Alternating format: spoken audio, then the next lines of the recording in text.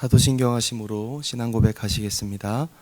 전능하사 전지를 만드신 하나님 아버지를 내가 믿사오며 그 외아들 우리 주 예수 그리스도를 믿사오니 이는 성령으로 잉태하사 동정녀 마리아에게 나시고 본디오 빌라도에게 고난을 받으사 십자가에 못 박혀 죽으시고 장사한 지 사흘 만에 죽은 자 가운데에서 다시 살아나시며 하늘에 오르사 전능하신 하나님 우편에 앉아 계시다가 저리로서 산자와 죽은 자를 심판하러 오시리라.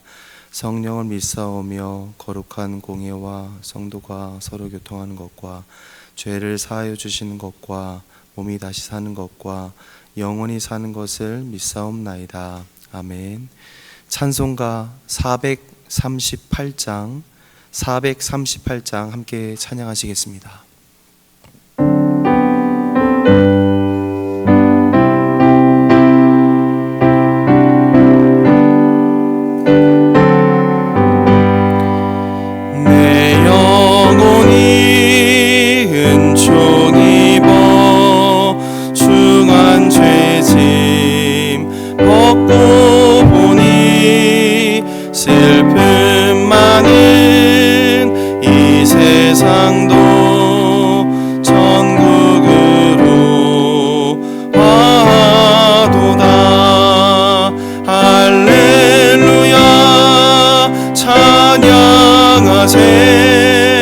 내 모든 죄 사함 받고 주 예수와 동행하니 그 어디나 하늘나라 주의 얼굴 뵙기 전에 멀리 뵈던 하늘나라 내 맘속에 이루어지니 날로 가깝도다. 할렐루야 찬양하세. 내 모든 죄 사함 받고 주 예수와 동행하니 그 어디나 하늘나라 높은 산이 거친 들이 조막이나 궁궐이나 내 주 예수 모신 곳이 그 어디나 하늘나라.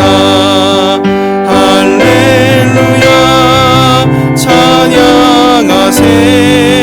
내 모든 죄 사함 받고 주 예수와 동행하니 그 어디나 하늘나라. 아멘. 오늘 우리에게 주신 하나님 말씀은 고린도전서 1장 18절부터 31절까지의 말씀입니다. 고린도전서 1장 18절부터 31절까지의 말씀 제가 봉독하겠습니다. 십자가의 도가 멸망하는 자들에게는 미련한 것이요 구원을 받는 우리에게는 하나님의 능력이라. 기록된 바 내가 지혜 있는 자들의 지혜를 멸하고 총명한 자들의 총명을 폐하리라 하였으니 지혜 있는 자가 어디 있느냐, 선비가 어디 있느냐, 이 세대의 변론가가 어디 있느냐. 하나님께서 이 세상의 지혜를 미련하게 하신 것이 아니냐. 하나님의 지혜에 있어서는 이 세상이 자기 지혜로 하나님을 알지 못하므로 하나님께서 전도에 미련한 것으로 믿는 자들을 구원하시기를 기뻐하셨도다. 유대인은 표적을 구하고 헬라인은 지혜를 찾으나 우리는 십자가에 못 박힌 그리스도를 전하니 유대인에게는 거리끼는 것이요 이방인에게는 미련한 것이로되 오직 부르심을 받은 자들에게는 유대인이나 헬라인이나 그리스도는 하나님의 능력이요 하나님의 지혜니라. 하나님의 어리석음이 사람보다 지혜롭고 하나님의 약하심이 사람보다 강하니라. 형제들아 너희를 부르심을 보라. 육체를 따라 지혜로운 자가 많지 아니하며 능한 자가 많지 아니하며 문벌 좋은 자가 많지 아니하도다. 그러나 하나님께서 세상에 미련한 것들을 택하사 지혜 있는 자들을 부끄럽게 하려 하시고 세상에 약한 것들을 택하사 강한 것들을 부끄럽게 하려 하시며 하나님께서 세상에 천한 것들과 멸시받는 것들과 없는 것들을 택하사 있는 것들을 폐하려 하시나니 이는 아무 육체도 하나님 앞에서 자랑하지 못하게 하려 하심이라. 너희는 하나님으로부터 나서 그리스도 예수 안에 있고 예수는 하나님으로부터 나와서 우리에게 지혜와 의로움과 거룩함과 구원함이 되셨으니 기록된 바 자랑하는 자는 주 안에서 자랑하라 함과 같게 하려 함이라. 아멘. 여러분들, 우리가 사는 이 세상은 끊임없이 우리에게 똑똑해져라, 강해져라, 너를 증명해라 이렇게 속삭이는 듯합니다. 스펙을 쌓고 인맥을 넓히고 또 세상의 트렌드를 따라잡아야만 낙오되지 않는다고 말하는 것 같습니다. 2000년 전 고린도 교회 성도들도 우리와 똑같은 고민을 조장하고 있었습니다. 당시 고린도는 이 그리스 철학과 또 화려한 웅변술 그리고 돈과 권력이 지배했던 대도시였습니다. 그러다 보니 교회에 다니는 이 성도들마저 은연중에 이 세상의 기준을 가지고 들어왔습니다. 서로가 서로에게 이렇게 생각하고 말을 하게 된 거죠. 저 사람은 철학을 많이 알아서 훌륭해. 저 사람은 말을 참 잘하네 하면서 사람을 줄 세우고 또 파벌을 나누기 시작한 것입니다. 세상의 지혜가 교회 안에 뒤흔들고 있었던 순간이었습니다. 그러한 그들을 향해서 사도 바울은 오늘 본문을 통해 아주 강력한 돌직구를 날립니다. 세상의 지혜? 그것으로 하나님을 알 수 있는 줄 아느냐?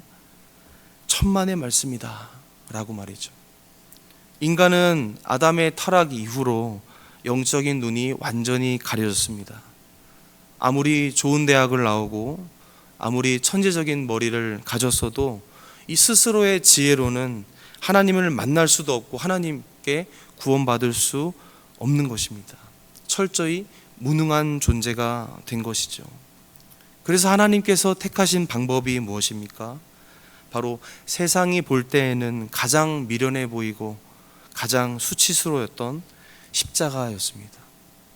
유대인들에게는 십자가는 저주받은 나무였고 헬라인에게는 십자가는 그저 패배자의 무덤에 불과했습니다.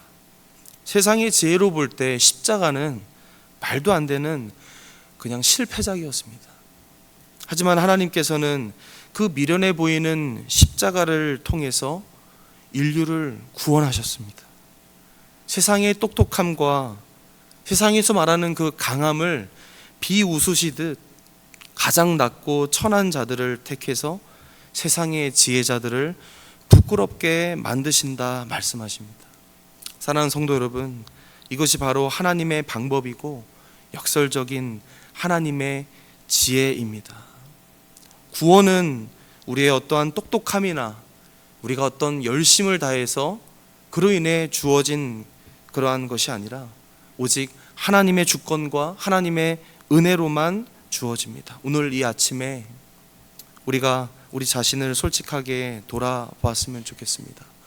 혹시 내 안에 내가 이만큼 배웠는데 내가 이만큼 가졌는데 하는 어떤 세상의 지혜나 세상의 자랑이 여전히 남아 있지는 않은지, 혹은 반대로 나는 가진 것도 없는데 나는 배운 것도 없어서 정말 쓸모없어 이렇게 말씀하시며 낙심하고 있지는 않는지, 그 모든 세상의 기준을 오늘 십자가 앞에 다 내려놓는 저와 여러분이 되기를 바랍니다. 하나님께서는 우리의 그 잘남을 쓰시는 게 아니라 우리의 약함을 통해서 하나님의 강함을 드러내시는 분입니다. 우리의 유일한 지혜이자 의로움이자 거룩함이 되시는 그 예수 그리스도 한 분만으로 충분합니다. 이렇게 고백하는 이 새벽이 되기를 간절히 소망합니다. 자, 본문을 좀 더 보시면 바울은 먼저 18절에서 아주 선명한 선을 하나 긋고 있습니다. 십자가의 도가 멸망하는 자들에게는 미련한 것이요 구원을 받는 우리에게는 하나님의 능력이다. 여러분, 여기서 십자가의 도는 한마디로 로고스, 말씀입니다. 당시 고린도 사람들은 세상을 설명하는 이 거대한 이성이나 어떤 멋진 논리나 철학을 로고스라고 불렀어요. 그런데 바울은 진짜 최고의 로고스는 너희들이 말하는 그런 철학이 아니라 저 처참한 십자가 이야기다, 이렇게 선포하고 있습니다. 여러분, 당시 고린도 거리를 걸었던 그 지식인들이 이 말을 들었다면 아마 배를 잡고 웃었을 거예요. 왜 그랬습니까? 로마 제국에서 이 십자가는 단순한 사형틀이 아니라 어떤 반역자나 노예들 중에서도 가장 흉악한 죄인들을 벌겨벗겨서 매달아 두었던 가장 수치스러운 저주의 상징이었습니다. 그런데 바울이라는 사람이 나타나서 온 우주를 만드신 이 신의 아들이 그 부끄러운 나무틀에 매달려 무기력하게 피 흘려 죽었는데 그분을 믿어야만 구원을 받는다, 이렇게 외치고 있으니 세상의 이 똑똑한 지혜로 봤을 때는 이보다 더 미련하고 이보다 더 바보 같은 이야기는 없었던 것이죠. 하지만 바울은 19절에서 이사야 선지자의 말을 인용하면서 엄중하게 이렇게 경고하고 있습니다. 하나님께서 지혜 있는 자들의 지혜를 멸하고 총명한 자들의 총명을 폐할 것이다. 인간이 아무리 머리를 맞대고 또 철학을 발전시켜 나가도 21절 말씀처럼 이 세상이 자기 지혜로 하나님을 알지 못합니다, 이렇게 말하고 있어요. 아까도 얘기했지만 아담의 타락 이후에 인간의 이성은 완전히 오염됐습니다. 그래서 하나님은 세상이 참 미련하다, 이렇게 비웃는 그 전도에 미련한 것, 즉 예수 믿으세요, 예수 믿으세요, 이런 단순한 복음 선포를 통해 택하신 자들을 구원하시기로 작정하셨다는 거예요. 세상의 똑똑함으로는 절대로 하나님께 도달할 수 없도록 우리 하나님께서 문을 닫아버리신 거죠. 그렇다면 구체적으로 사람들이 왜 십자가를 거부했던 걸까요? 바울은 당대의 두 축이었던 유대인과 헬라인을 예로 들고 있습니다. 22절에 보시면 유대인은 표적을 구하고 헬라인은 지혜를 찾으나, 여러분, 먼저 유대인들은 표적을 구했다고 나옵니다. 그들이 기다렸던 메시아는 로마 제국의 군대를 마치 번개로 내리치고 홍해를 가르듯 기적을 행하는 그러한 화려하고 강력한 왕이었습니다. 그런데 여러분, 비교해 보세요. 예수님을 보십시오. 무기력하게 채찍을 맞고 가시관 쓰고 피 흘려가며 십자가에서 죽으셨습니다. 유대인들의 눈에는 메시아가 아니라 그저 하나님께 저주받아 죽었던 실패자일 뿐이었습니다. 그래서 그들에게 십자가는 거리끼는 것, 걸려 넘어지게 만드는 그냥 거대한 걸림돌, 그것에 지나지 않았죠. 반면에 똑똑한 척했던 헬라인들, 그들은 논리적인 지혜를 찾았습니다. 신이라면 고통을 느끼지 않아야 하고 완벽하고 초연해야 한다, 이렇게 믿었던 거예요. 그런데 인간의 몸을 입고 온 것도 모자라 사형수로 죽은 신이라고요? 그들의 세련된 그 철학적 기준으로 봤을 때 도저히 받아들일 수 없는 그저 미련한 신화에 불과했던 거예요. 하지만 바울은 24절과 25절에서 아주 가슴 벅찬 결론을 내리고 있어요. 세상 사람들은 십자가에서 그 무력함과 미련함만을 보았지만 하나님께 부르심을 받은 우리에게는 그 십자가야말로 이 세상을 뒤엎는 하나님의 능력이고 세상의 모든 지식을 뛰어넘는 하나님의 지혜다, 이렇게 말하고 있는 거예요. 하나님의 가장 약해 보이는 모습, 이 십자가의 죽음이 인간의 가장 강한 군대보다도 강하고 하나님의 가장 미련해 보이는 이 방법이 인간의 가장 위대했던, 그들이 믿었던 그 철학보다도 지혜로웠기 때문에 바울이 그렇게 선포했던 겁니다. 여러분, 이 깊은 신학적 진리를 설명했던 바울은 이제 성도들의 삶으로 시선을 돌리고 있습니다. 자, 멀리 보지 말고 여러분들 자신을 한번 돌아보세요 하면서 고린도 교회 성도들의 그 부끄러웠던 현실을 직시하게 만들어주고 있어요.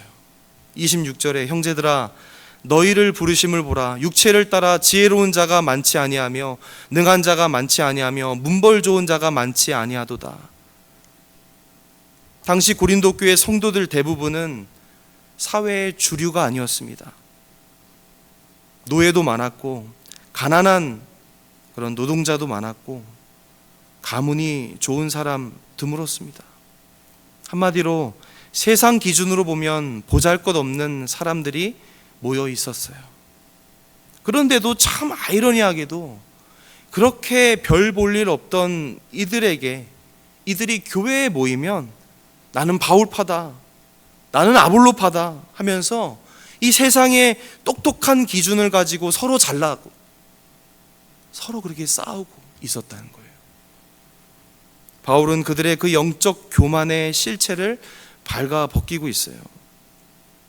여러분, 어쩌면 저와 여러분의 모습은 그렇지 않습니까?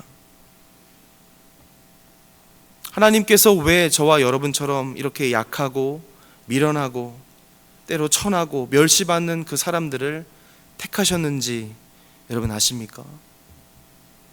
29절에 그 답이 있습니다. 이는 아무 육체도 하나님 앞에서 자랑하지 못하게 하려 하심이라.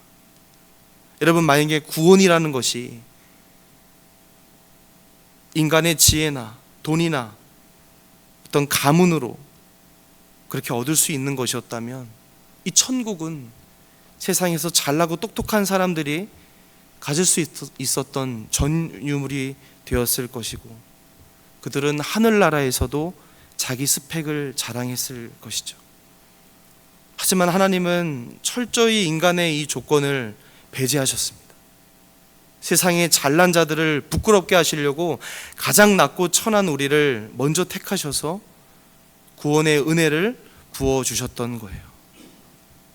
처음에도 얘기했죠. 우리는 본질상 전적으로 타락하여 스스로 구원할 지혜가 없던 자들입니다. 그런 우리에게 예수님이 찾아오셔서 영원한 지혜가 되어주셨고 우리를 죄 없다 하시는 의로움이 되어주셨으며 우리를 닮아가게 하시는, 예수님 닮아가게 하시는 그 거룩함이 되게 하셨고 마침내 지옥 형벌에서 건져주시는 그 구원함이 되어주셨습니다. 처음부터 끝까지 다 예수님이 하신 일입니다.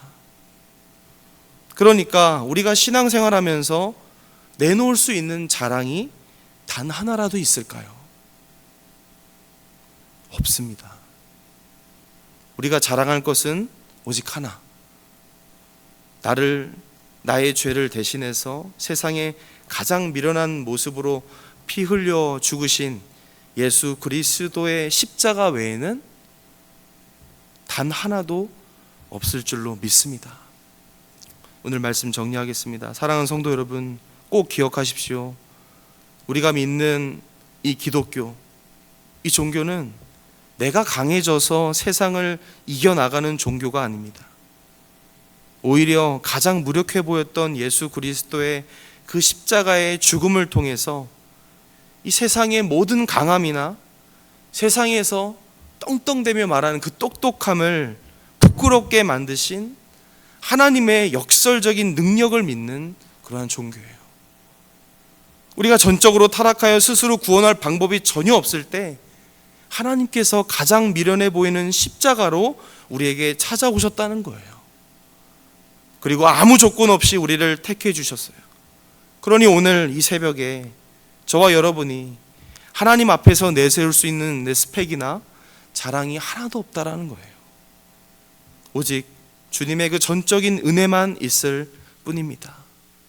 오늘 하루를 시작하시면서 세상의 똑똑한 그 계산기와 여러분이 지고 있는 그 무거운 짐을 다 십자가 앞에 다 내려놓으시기를 간절히 바랍니다.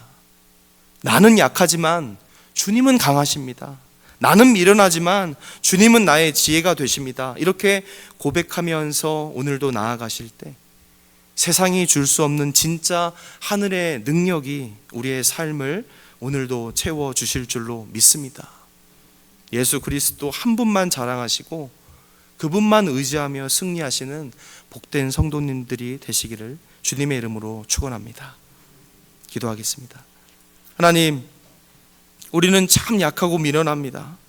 스스로 아무것도 할 수 없는 무능한 존재임을 이 아침에 다시 한번 솔직하게 고백합니다. 나의 지혜와 나의 자랑을 다 내려놓고 오직 주님의 은혜만을 구합니다. 내 힘으로는 오늘 하루도 살아낼 수 없음을 다시 한번 고백하며 오직 주님만 의지하는 하루가 되게 하여 주시옵소서. 우리의 지혜가 되어 주시는 예수 그리스도의 이름으로 기도드립니다. 아멘. 하늘에 계신 우리 아버지여, 이름이 거룩히 여김을 받으시오며 나라가 임하옵시며 뜻이 하늘에서 이루어진 것 같이 땅에서도 이루어지이다. 오늘 우리에게 일용할 양식을 주옵시고 우리가 우리에게 죄 지은 자를 사하여 준 것 같이 우리의 죄를 사하여 주옵시고 우리를 시험에 들게 하지 마옵시고 다만 악에서 구하옵소서. 대개 나라와 권세와 영광이 아버지께 영원히 있사옵나이다. 아멘. 오늘 주신 말씀 기억하며 이렇게 함께 기도했으면 좋겠습니다. 첫 번째, 내 지혜와 자랑을 내려놓고 오직 우리의 약함을 통해 일하시는 십자가의 은혜와 주님의 능력만 의지하는 하루가 되게 하소서. 두 번째, 계속해서 진행되고 있는 EM센터 건축의 모든 과정마다 하나님의 주권과 은혜가 넘치게 하시고 세상 속에 그리스도의 사랑을, 은혜를 흘려보내는 거룩한 통로가 되게 하여 주시옵소서. 마지막 세 번째, 척박한 땅에 파송된 우리 선교사님들의 사역 위에 성령의 능력을 더해 주시고 영적의 강건함과 또 가정과 또 자녀들의 삶을 안전하게 지켜 주옵소서. 이렇게 기도하신 후에 개인 기도하시고 돌아가도록 하겠습니다. 함께 기도하겠습니다.